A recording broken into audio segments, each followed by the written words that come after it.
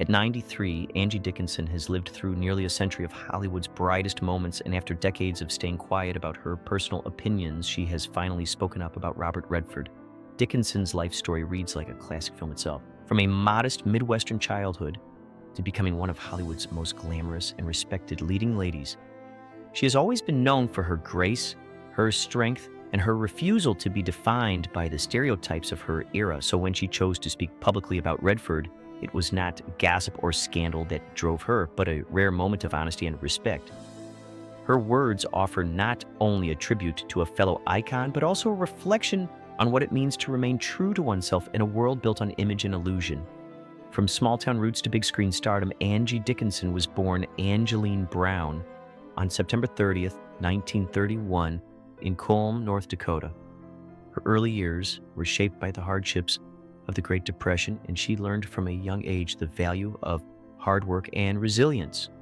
Her parents, Frederica and Leo Henry Brown, were of German descent, and the family later moved to Burbank, California.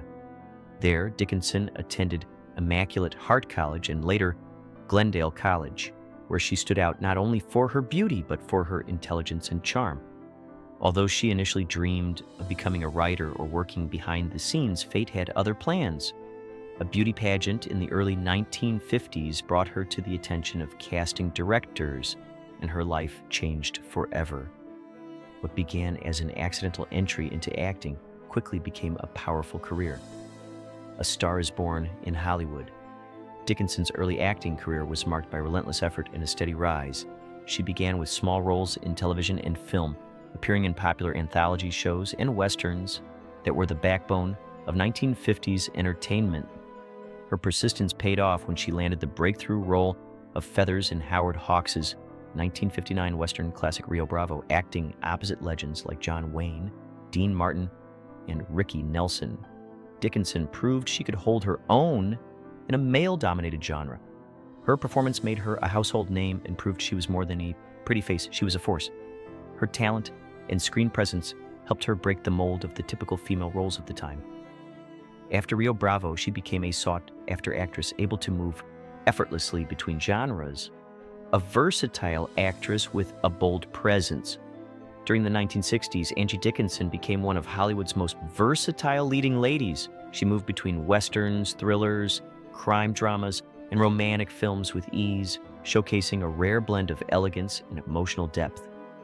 She appeared in films like Ocean's 11, 1960, where she starred alongside Frank Sinatra and the Rat Pack, solidifying her status as both glamorous and powerful.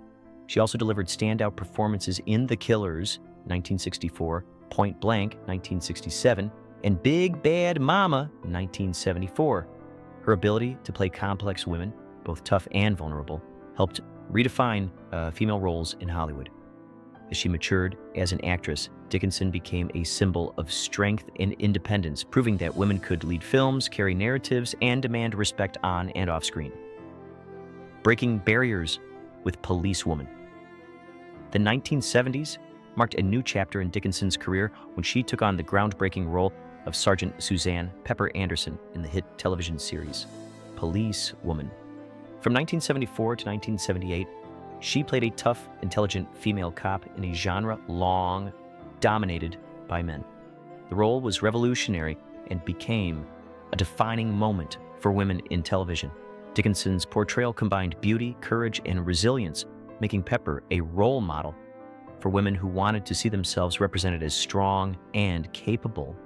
The show earned her critical acclaim and several awards, including Golden Globe recognition. It also paved the way for future female-led crime dramas. Dickinson proved she could carry a show, and her performance became a benchmark for female empowerment in television. A career that refused to fade. Even after Policewoman, Dickinson continued to work steadily in film and television, refusing to fade into the background as many actresses of her era did. In 1980, she starred in Brian De Palma's Dressed to Kill, where her portrayal of a lonely housewife showcased her dramatic depth and willingness to take on daring roles. Through the 1980s and 1990s, she remained a familiar presence on screen, choosing roles that challenged her and reflected her evolving maturity as an artist. Yeah, Dickinson's longevity in Hollywood wasn't just about staying relevant, it was about evolving with the industry while staying true to herself. Her career stands as proof that talent, grit, and authenticity can outlast even the most powerful trends in entertainment. Love, loss, and the price of fame, Angie Dickinson's personal life was filled with both joy and heartbreak.